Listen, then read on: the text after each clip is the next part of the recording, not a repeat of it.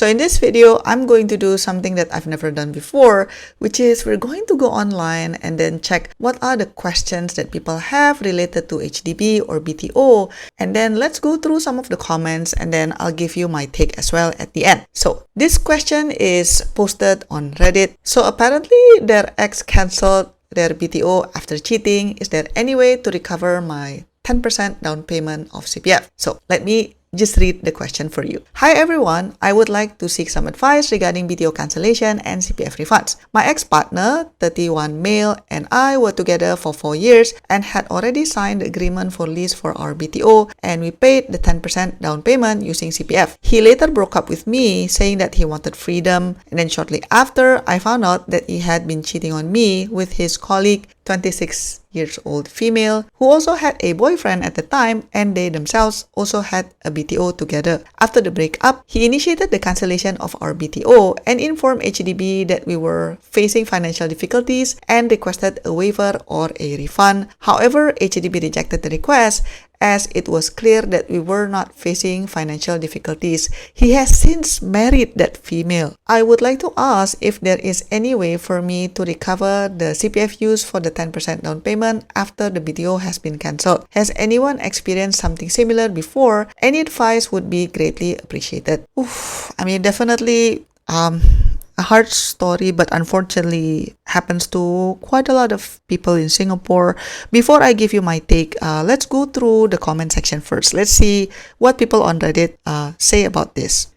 So I actually love this comment the most. Look at it from a different perspective. You save more money from future divorce, which I agree. And there's another comment that is also similar in tone. Basically, it's good that he showed his true colors now versus, let's say, 5 to 10 years down the road. Consequences will be so much worse after kids.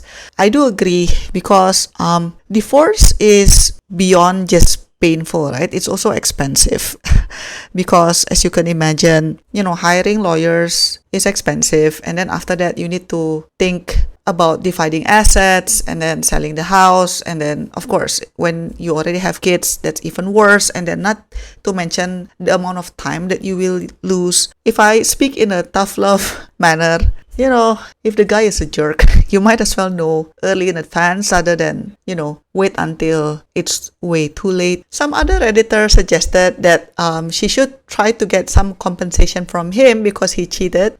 But then the original poster mentioned that he even wanted to get the diamond ring back, which is, that guy is such a dick. I mean, what an awful person. You cheated and then you still demand the diamond ring back. And then another person commented, well, why don't you just sell the ring to recuperate the losses because it was 100% his fault. And then aren't you glad that you didn't end up with him? Hard lesson learned. And then another Redditor also mentioned that, she dodged a bullet. Another person mentioned that it happens to their sister as well, where basically she already paid for everything and then the person broke up with her. And then it was the guy who kept asking whether there's a way for HDB to return the down payment. But then at the end, they weren't able to get the money back.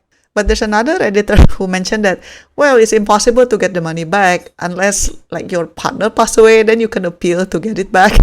And then some person commented, don't give any ideas. It wouldn't be a good idea to unalive your ex-fiance who cheated on you because that would be a crime. I think the fact that the ex-boyfriend then married the female who he was cheating with, definitely it was very difficult. So some people also suggested why not write to the MP, but then I heard actually it wouldn't help much because I think typically MP would be more helpful if, let's say, something happened in your estate, but not necessarily things like this. And then of course typical Reddit, because the ex-boyfriend was cheating with somebody who actually already had a partner as well at that time, and then this person suggested just swap partner, then BTO together with the ex-fiance of that girl. I mean, come on. And then one person said that the money most likely will be gone because their friends also encounter something similar, and then the down payment is just forfeited. They saw it as a penalty fee for their freedom instead of getting married, and then just basically getting trapped in a wedding or a house that is not ideal. They never look back, and I wish the same for the poster. So what's my take on it? In theory, the penalties for canceling BTO depending on the stage. So for example, if it was canceled before unit selection, then the financial penalty is just the $10 application fee. But then when you already book, then you need to forfeit the option fee. And then if you already signed the agreement for lease, then it will be costlier. So it seems that the person who asked the question is already at a later stage because she was referring to a 10% down payment, right? So most likely she was taking an HDB loan. But then interestingly, internet actually said that if you cancel after this stage, you forfeit 5% of the flat price, and the remaining 5% of your down payment is typically refunded. So in theory, it's possible to appeal, but then it was also mentioned that HDB will review the matter on a case-by-case basis. But then the original poster said that she already tried, and then at the end, HDB did not give back the money because in their assessment, the couple is not in any financial hardship. So, hopefully the person who asked the question will be fine eventually. So one thing that interestingly was not mentioned in the question is actually on the wait out period, because most cancellations after booking a flat will actually resulted in a 1-year wait out period before you can apply for another subsidized flat. So I think that's another penalty beyond just the financial aspect of it. So unfortunately, there's nothing really that the lady could do to get the money back. Again, I would just to highlight, if the guy is a jerk, it's better to break up now versus only being cheated later on after already married or after already have kids. So I also wonder, why is HDB so adamant about these penalties, right? Financial penalty and then the weight of penalty. So I tried to Google and it seems that HDB really want to make sure they are strict with the penalties to make sure that the public housing system remains fair and efficient, because without any deterrent, the system could be clogged by applicants who are not fully committed and making it harder for those with genuine urgent housing needs to secure a unit. Why? Because, when a couple books a flat and then later cancels, the specific unit is actually already held and unavailable for other families for a significant period, right? So these penalties meant to discourage applicants from treating BTO applications as a placeholder while they explore other options.